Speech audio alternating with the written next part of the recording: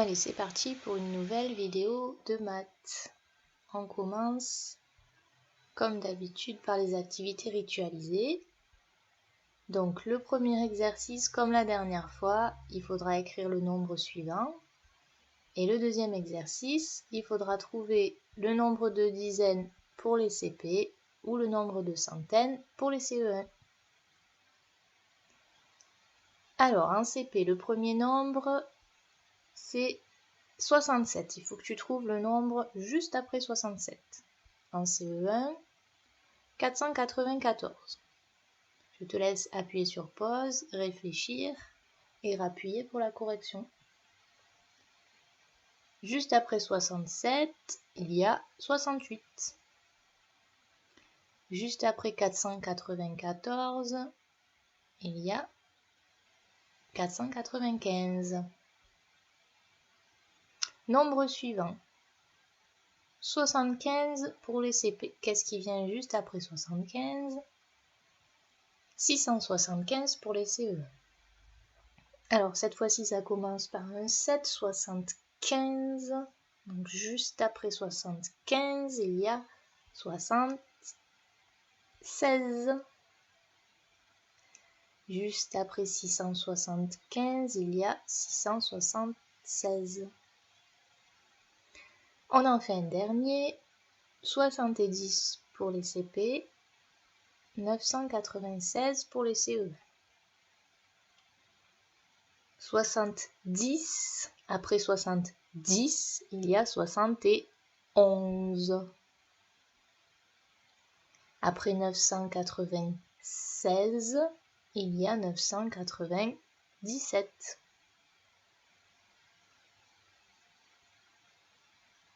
On passe à la suite. Alors, tu peux prendre une ardoise ou une feuille de papier. D'abord, tu écris le calcul, donc celui-ci pour les CP, celui-ci pour les CE1. Si tu es en CP, tu essayes de trouver combien il y a de dizaines dans ce calcul. Si tu es en CE1, tu dois trouver combien il y a de centaines dans ce calcul. Pour que ce soit plus facile, il faut regrouper les nombres qui vont bien ensemble. Il y a des nombres qui, quand on les additionne ensemble, pour les CP font des dizaines entières, pour les CE1 font des centaines entières. Je te laisse faire pause et rappuyer pour la correction. Alors déjà en CE1, on a 150, 150, 130 et 170. Donc on a déjà les 4 nombres qui contiennent une centaine. Donc ça nous fait déjà 4 centaines. En CP, tu as dû peut-être repérer le 4 et le 6. 4 plus 6, ça fait 10. Donc on a une dizaine. 6 plus 4 ou 4 plus 6, ça fait 10. Donc on a déjà une dizaine. On continue. En CE1, tu as 50 plus 50, 30 plus 70.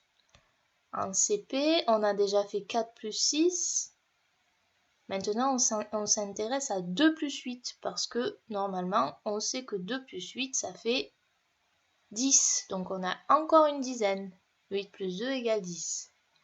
Les CE1, 50 plus 50, ça fait 100, donc une centaine.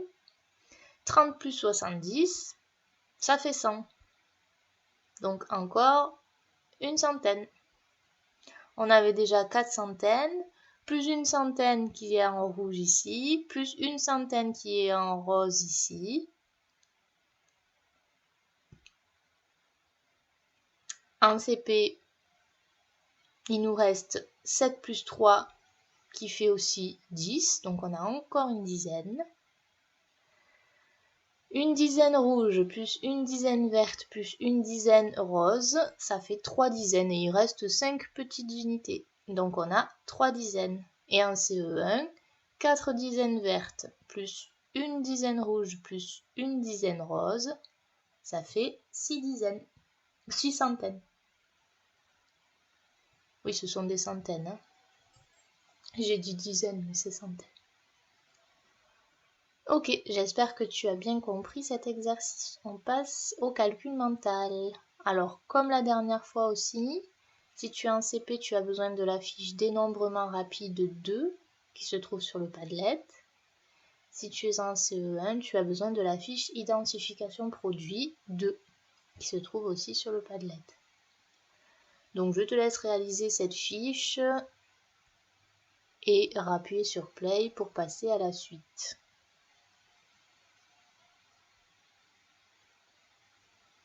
On passe au problème. Donc si tu as ton petit fichier de problème, tu peux résoudre au moins un problème. Si tu ne l'as pas, j'ai mis déjà les fichiers de problème sur le Padlet, donc tu peux aller en récupérer un et réaliser ce problème. Si tu rencontres des difficultés, tu peux m'envoyer un petit message. Alors, les apprentissages.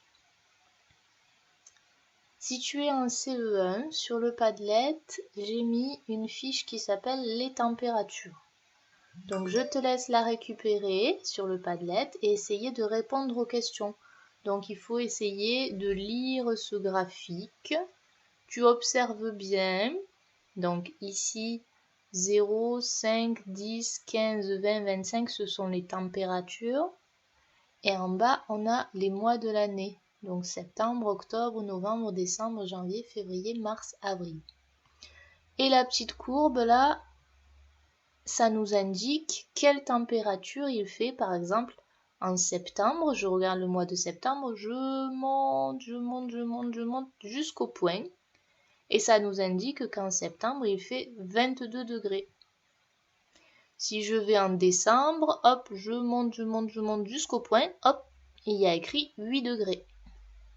Donc voilà, tu auras des petites questions sur cette fiche. Tu essaies de répondre. Et cette vidéo s'arrête ici pour toi si tu es en CE1. On continue avec les CP. Donc les CP, tu as des nombres en dessous de ce tableau. Il faut les écrire dans la bonne famille. Il y a la famille des 50, la famille des 60 et la famille des 70. Donc je te laisse prendre ton ardoise ou une feuille de papier et essayer de mettre tous ces nombres qui sont là dans la bonne famille. Ensuite, tu pourras recliquer sur Play pour pouvoir avoir la correction. Alors, on commence par 51. 51, facile, on entend 50, donc c'est la famille des 50.